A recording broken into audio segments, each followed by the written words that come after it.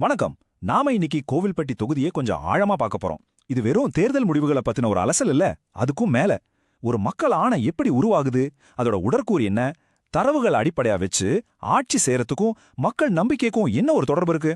வாங்க இதை நம்ம விரிவா அலசி பார்ப்போம். முதல்ல கோவில்பட்டி எங்க இருக்குன்னு பார்ப்போம். இது தென் தமிழ்நாட்டுல தூத்துக்குடி மாவட்டத்துல இருக்கிற ஒரு தொகுதி. ஆனா இது வெறும் வரைபடத்துல இருக்கிற ஒரு புள்ளி மட்டும் இல்ல. இந்த மண்ணுக்குன்னு ஒரு ஆன்மா இருக்கு. இங்க வாழ்ற மக்களுக்கு, அவங்களோட வாழ்வாதாரத்துக்கு, அவங்க கனவுகளுக்குன்னு ஒரு பெரிய வரலாறு இருக்கு. அத முதல்ல நம்ம புரிஞ்சுக்கணும். பாருங்க, இந்த முழு அலசலோட மையக்கருத்து இதுதான். ஒரு ஜனநாயகத்தோட ஆரோக்கியம் அது வாங்கின ஓட்டுல இல்ல, அது நிறைவேத்தின வாக்குறுதியில தான் இருக்கு. ஓட்டுங்கிறது என்ன? மக்கள் உங்க மேல வைக்கிற ஒரு நம்பிக்கை, முதலீடு. அந்த முதலீட்டுக்கு நீங்க என்ன திருப்பி கொடுக்கறீங்க, அதுதான் உண்மையான வெற்றி. சரி, இப்போ நாம பகுப்பாய்வோட முதல் கட்டத்துக்குள்ள போலாம். கோவில்பட்டியின் நாடித் துடிப்பு. இந்த மண்ணோட குணம் என்ன, இங்க வாழ மக்களோட பொருளாதாரம், அவங்களோட சமூக சூழல் எப்படி இருக்குன்னு கொஞ்சம் ஆழமா பாத்திரலாம். இந்த ஒப்பீடு ரொம்ப ரொம்ப முக்கியம். ஒரு காலத்துல கோவில்பட்டினா தீப்பெட்டி தொழில்தான். அதுதான் அந்த ஊரோட அடையாளமே. ஆனா இயந்திரங்கள் வந்த பிறகு அந்த தொழில் கொஞ்சம் கொஞ்சமா நலிஞ்சு போச்சு. இதனால ஒரு பெரிய மக்கள் கூட்டம் விவசாயத்தை நம்பி வாழ வேண்டிய நிலைமைக்கு தள்ளப்பட்டாங்க. இந்த மாற்றம் ஒரு பெரிய சமூக உராய்வை உண்டாக்கியிருக்கு. ஒரு தலைமுறையோட பெருமைக்கும் அடுத்த தலைமுறையோட வேலைவாய்ப்பு இயக்கத்துக்கு நடுவுல ஒரு அமைதியான போராட்டம் நடந்துகிட்டே இருக்கு. கோவில்பட்டியோட மக்கள் தொகைய பாருங்க. இதுல சுமார் 60% பேர் நகர்ப்புறத்திலையும் 40% பேர் கிராமப்புறத்திலையும் வாழ்றாங்க. இந்த நகர கிராம பிரிவு என்ன சொல்லுது? இங்க இருக்கிற மக்களோட தேவைகளும் அவங்களோட எதிர்பார்ப்புகளும் எவ்வளோ வித்தியாசமானதுன்னு காட்டுது. இந்த சமூகத்தோட ஒவ்வொரு தட்டுலையும் அதுக்குன்னு தனிப்பட்ட சவால்கள் இருக்கு. இப்போ மக்களோட முக்கியமான பிரச்சனைகளை பத்தி பேசுவோம். நான் இத 3 பெரும் தாகங்கள்னு சொல்றேன். ஏன்னா இது வெறும் பிரச்சனைகள் இல்ல, இது நிர்வாக அமைப்புல இருக்கிற ஆழமான சிக்கல்களோட அறிகுறிகள்.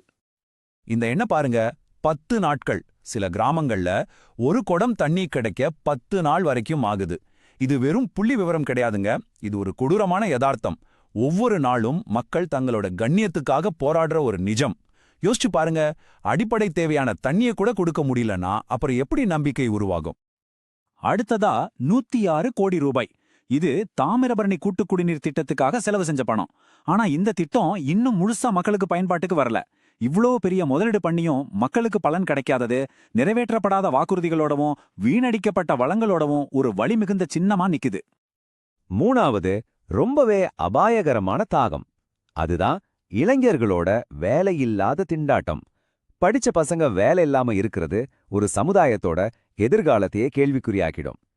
இந்த இடத்துல தான் நாம நம்ம அரசியலமைப்பு சட்டத்தோட அடிப்படை விழுமியங்களை நினைச்சு பார்க்கணும். ஒவ்வொரு குடிமகனுக்கும் கண்ணியமான ஒரு வாழ்க்கை வாழ உரிமை இருக்கு. தங்களோட குறைகளை வெளிப்படையா பேசி நிர்வாகத்துக்கிட்ட பொறுப்பான பதில்களை கேட்கறது அந்த உரிமையோட ஒரு முக்கியமான பகுதி. இதுவரைக்கும் நாம மக்களோட வழிகளை, அதாவது நோயோட அறிகுறிகளை பார்த்தோம். இப்போ ஒரு படி உள்ள போய் நோய்க்கான மூல காரணத்தை ஆராய போறோம். இதுதான் இந்த பகுப்பாய்வோட மிக முக்கியமான கட்டம். மக்கள் தீர்ப்பின் உடற்கூறியல். தேர்தல் எண்கள் நமக்கு என்ன கதை சொல்லுது? ஆட்சி செய்றவங்களுக்கும் மக்களுக்கும் நடுவுல இந்த இடைவெளி ஏன் வந்துச்சு, எப்படி உருவாச்சுன்னு தரவுகளோட உதவியோட நாம இப்போ கண்டுபிடிக்கலாம். இந்த எண்கள் ஒரு தெளிவான கதையை சொல்லுது. 2016ல வெற்றியோட வித்தியாசம் வெறும் 428 ஓட்டு தான். இது ஒரு நூல் மேல நடக்கிற மாதிரி. 2021ல பாத்தீங்கன்னா 62% மக்கள் ஆளுங்க கட்சிக்கு எதிரா ஓட்டு போட்டிருக்காங்க.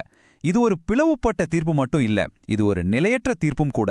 மக்கள் ஒரு மாற்றத்தை விரும்புறாங்கன்னு நல்லா தெரியுது, ஆனா அவங்களுக்கு நம்பிக்கை கொடுக்கற மாதிரி ஒரு மாற்று இன்னும் முழுசா உருவாகல. இந்த அரசியல் வெற்றிடம்தான் தொகுதியோட பதற்றத்துக்கு முக்கிய காரணம். இந்த ஸ்லைடு அந்த இடைவெளிக்கான 4 ஆணிவேர்களையும் நமக்கு காட்டுது.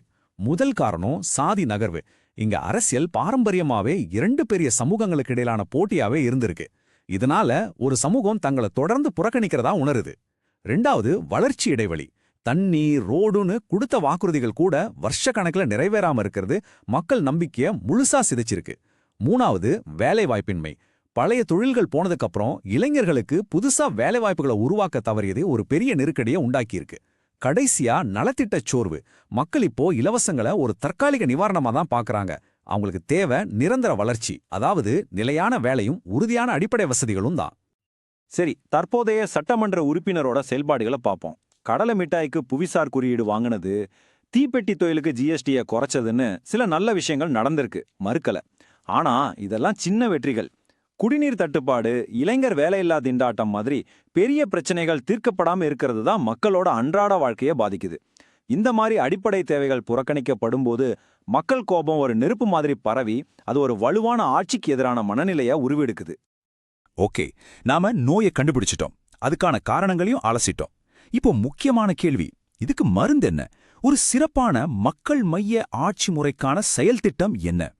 இது வெறும் விமர்சனத்தோட நிக்க போறதில்ல.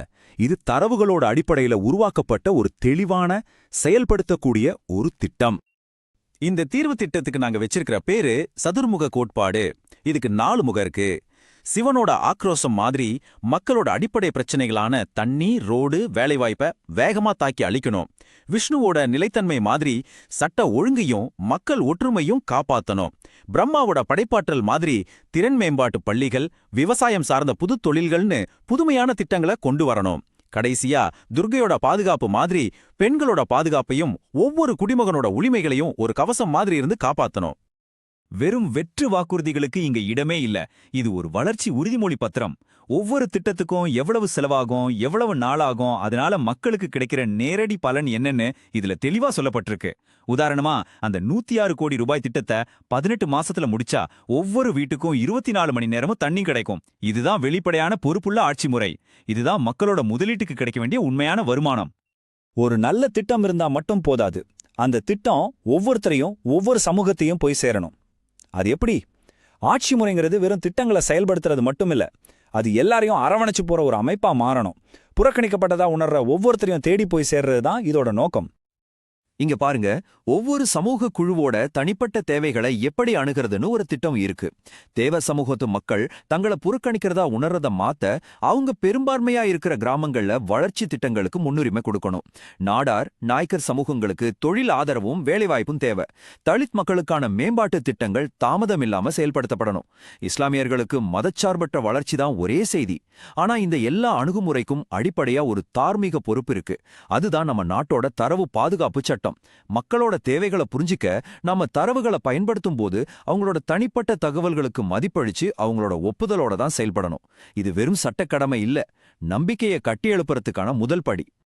சமூகங்கள் மட்டுமில்ல, பெண்கள், இளைஞர்கள், இந்த 2 முக்கியமான குழுக்களையும் நாம தனியா கவனிக்கணும். ஏன்னா இவங்க தான் பல நேரத்துல தேர்தல் முடிவுகளையே மாத்தக்கூடிய சக்தி. பெண்களுக்கு பாதுகாப்பு, நல்ல மருத்துவம், போதுமான பஸ் வசதி செஞ்சு கொடுத்தா அவங்க வாழ்க்கை மேம்படும். இளைஞர்களுக்கு வேலைக்கு தேவையான திறன் பயிற்சி, போட்டித் தேர்வுகளுக்கு பயிற்சி மையங்கள், சமூக ஊடகங்கள் வழியா ஒரு நம்பிக்கையை கொடுக்கணும். இந்த 2 குழுக்களோட முழுமையான ஆதரவை பெத்துட்டா வெற்றி பாதை தெளிவா தெரியும்.